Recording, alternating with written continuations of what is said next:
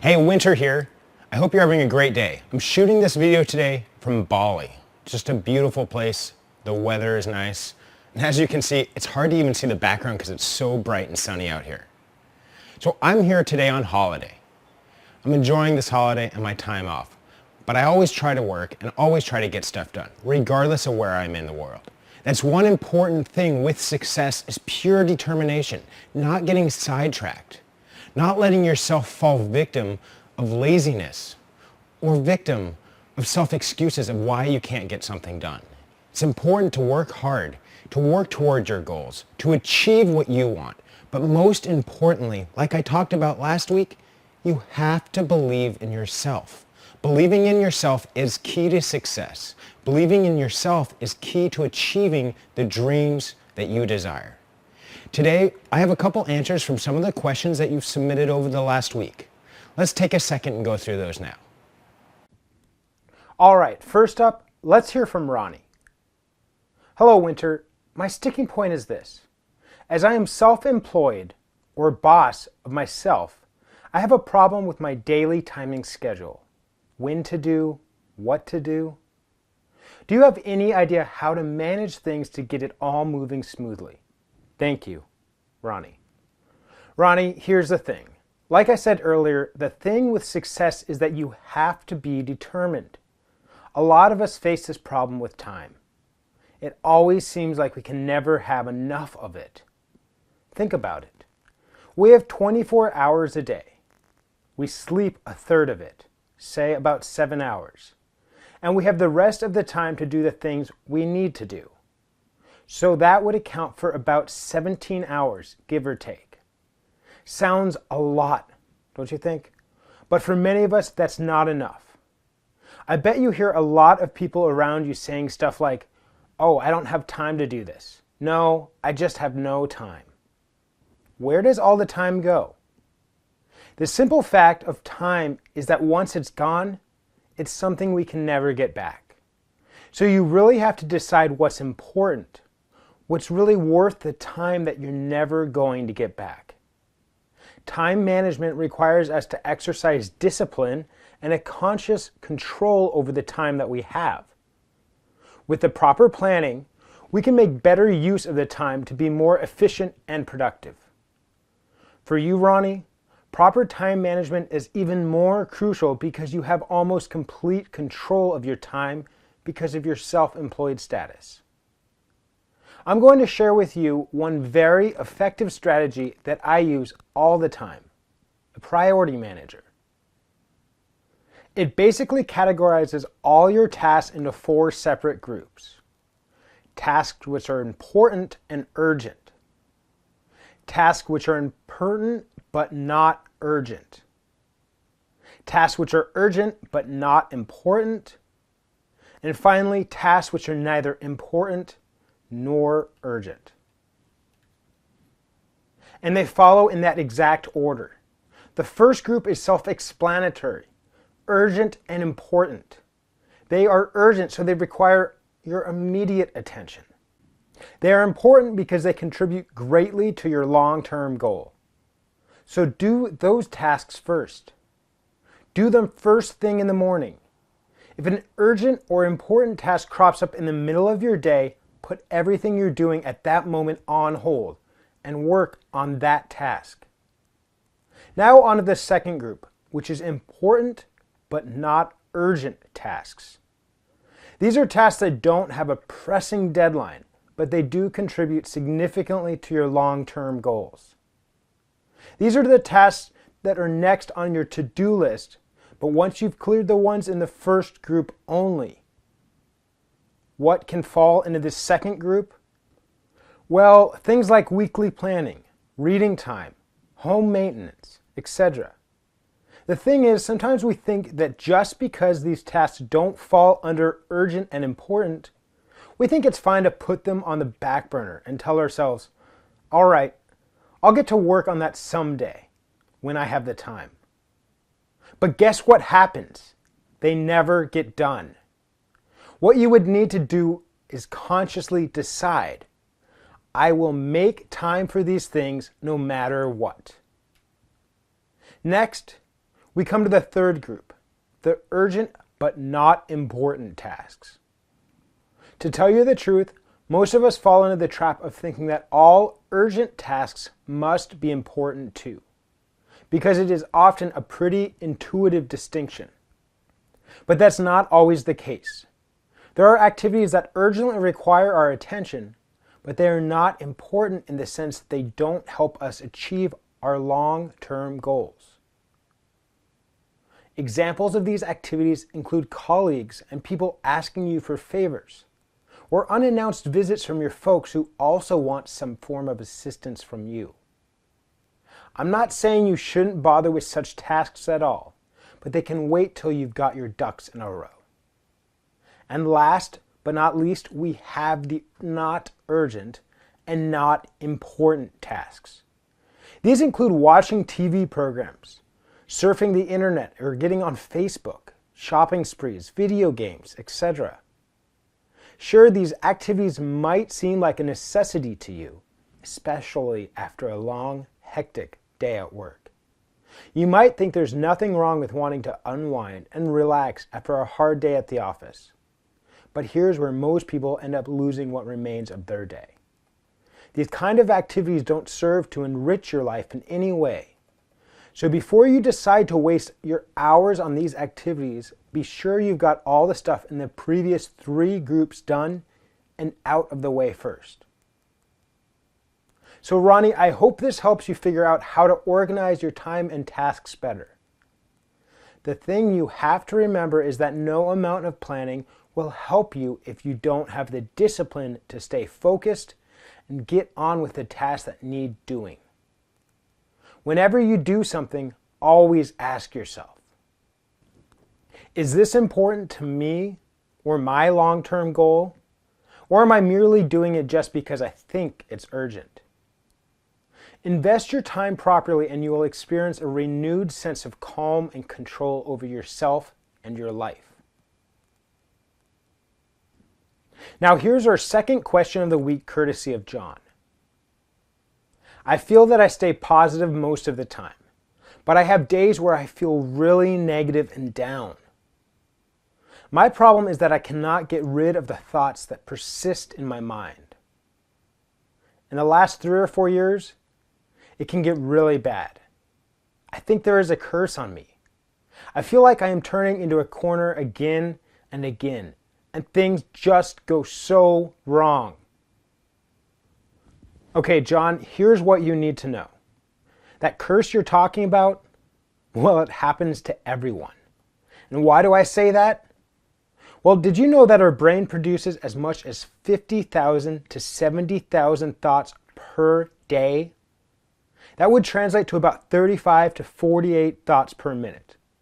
With that many thoughts running through our head, it's no wonder that many of us lose touch with our inner self. Imagine all of these thoughts running through your brain from the moment you wake to the moment you sleep. And even then, your mind is never quiet or asleep because the subconscious mind never really rests. Even while you're asleep, you may dream, which is why your mind is never really devoid of any thought at any one time. But you do have a valid point. With so many thoughts in one head, it can become overwhelming, especially if most of those thoughts are negative in nature. The negative ones stir up a lot of trouble. They pop into your head uninvited and leave you an emotional wreck. And if you're not careful, such thoughts can lead to full-blown depression. It can be a very vicious cycle, especially if you can't find the right balance between the positive and negative. Now, John, you mentioned that you've been suffering from these negative thoughts for 3 or 4 years now, feeling like you're always in a corner over and over again. That doesn't sound fun at all. So here's what you can do. Focus on the positive. When you focus on the good things that are in your life, you'll find that you won't have the time to entertain the bad things. Now, I know what I'm about to say sounds ridiculously simple. It sounds like it's easier said than done. But you have to change the way your brain works. How do you do that, you ask? through the self-empowering practice of positive affirmations. Some people call these affirmations mantras, but whatever they're called, these can help you change how you think. The important thing you need to remember is that they're extremely effective against negative thoughts. Essentially, positive affirmations can foster positive beliefs. When repeated on a regular basis, these affirmations become incorporated into your very core, your very self. These affirmations recondition your mind and transform your beliefs. If you've always found yourself having trouble with your confidence of your abilities, or you've always thought of yourself as a failure, you can thank your negative beliefs for that. So what you want to do is replace those negative beliefs with positive, more empowering ones. How? Here's what you can do. Write down a positive affirmation about yourself, about what you want to achieve, on a piece of paper, and stick it up on your refrigerator or your car's dashboard. Write another positive affirmation and stick that to the back of your bedroom door. Write more and stick those on your desk at home or at work. You can even frame an affirmation and put it on the wall next to your bed. Put them in places where you'll see them every single day. When deciding on the kinds of affirmations you want for yourself, select the ones that resonate with you a great deal. Write down the ones that speak to your heart, the ones that can inspire and motivate you. Now, if you consider yourself tech savvy, then you'll be glad to know that there are apps out there that will help you do that all the time and more. Just search for affirmations on your phone's app store, and you should be able to find a ton of apps that will help you create positive affirmations and daily reminders that incorporate such affirmations at different points of your day or week or month. By simply reading the positive quote or affirmation aloud in the mind and repeating it at several regular intervals, the positive message is absorbed into your subconscious. Soon you'll find those positive thoughts manifesting into positive actions in your daily life. You'll feel more confident, more comfortable in your own skin. You'll find that you'll doubt yourself less. Uncertainty and negativity won't affect you as much. Before long, you'll be much happier and no longer bogged down by your negative and chaotic thoughts.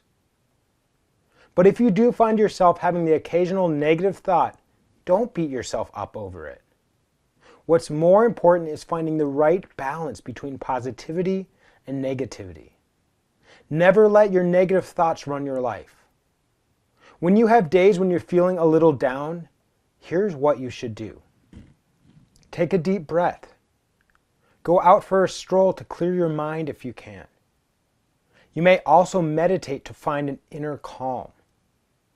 Otherwise, you may consider exercising, because exercise releases feel-good hormones known as endorphins. Do something you like. Lie low. Be happy and tell yourself that tomorrow will be a better day. Okay, so I've got time for one last question, and this one is from Darren. He says, how can I change my limiting beliefs? I think I cannot be successful even though I have tried looking at some videos. I cannot heal easily when I have wounds from mild scrapes or falls. Well, Darren, I've never really liked the phrase limiting beliefs, to be quite honest with you. Why? Because why would anyone believe that they're limited from something in any way? Here's what I believe. I believe our potential and talent is limitless. That is how success is essentially made and created. Because the most successful people in the world believe that they have no limits. I have a short story I'd like to share with you here from the autobiography of Steve Jobs, written by Walter Isaacson, entitled Steve Jobs. Steve Jobs was describing to Wendell Weeks of Corning Inc. the type of glass he wanted for the iPhone. Wendell Weeks explained that they developed the Gorilla Glass back in the 1960s, an incredibly strong material, but which unfortunately never found a market. Now, Steve Jobs wanted Corning to make as much as Gorilla Glass as possible, but Wendell Weeks was doubtful because none of their plants made the glass now. "Don't be afraid," Steve Jobs said. "Yes, you can do it. Get your mind around it. You can do it." And indeed, Corning produced the Gorilla Glass that Steve Jobs wanted under 6 months. So what does this story tell us? Wendell Weeks was doubtful and thought he couldn't do it. Couldn't. That is the key word of a limiting belief.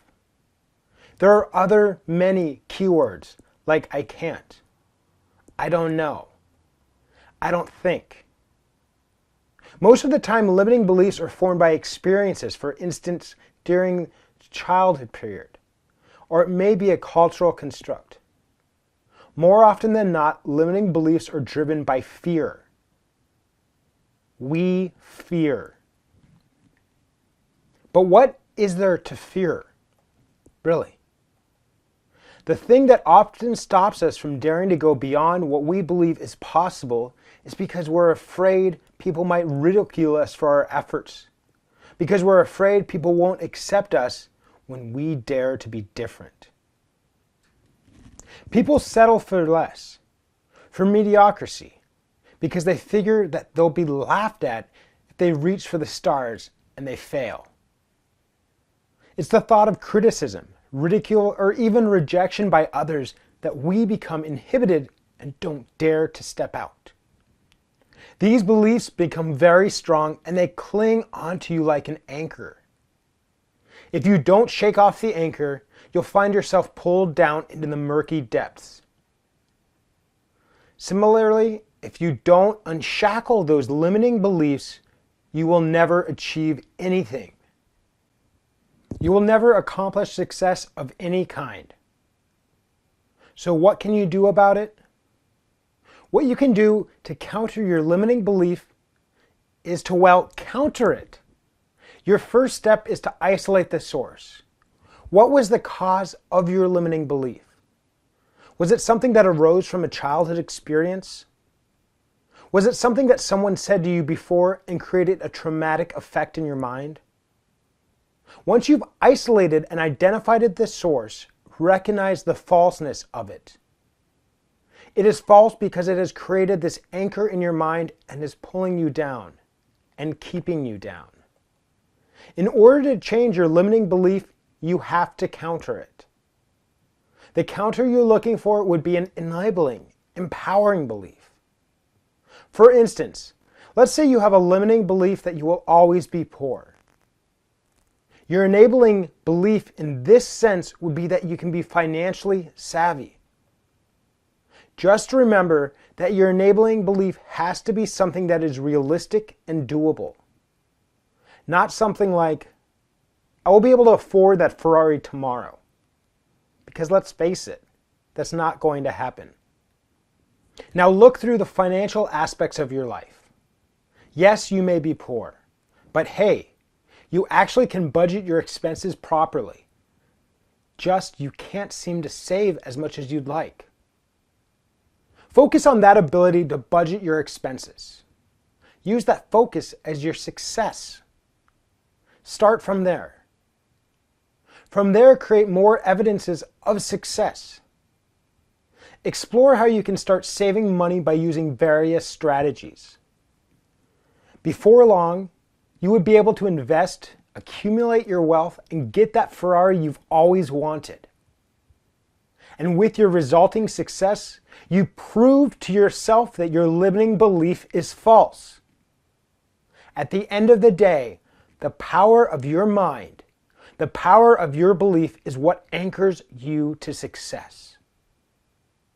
Your enabling belief will take over and create abundant opportunities.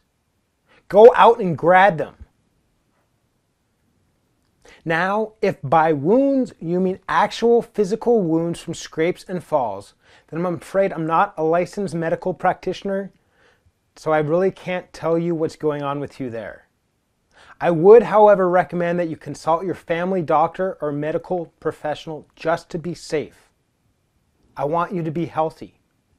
As far as I know, if we aren't healing as well as we should, it's due to the state of our health. There may be underlying health issues that hinder our ability to heal, just like how our mind stops us from succeeding if we have underlying issues we don't address, like limiting beliefs. So please get to the root of the matter. Have a medical professional diagnose any underlying health issues you might have. Then take it from there. Well, that's all the time I have for today, guys. Thanks again for tuning in. Thank you for listening. I hope those helped you out. Please submit more questions below. I'm really enjoying going through all of your questions and helping you out. Until then, I'm in Bali, so I'm going to go enjoy myself. I hope you guys have a great one.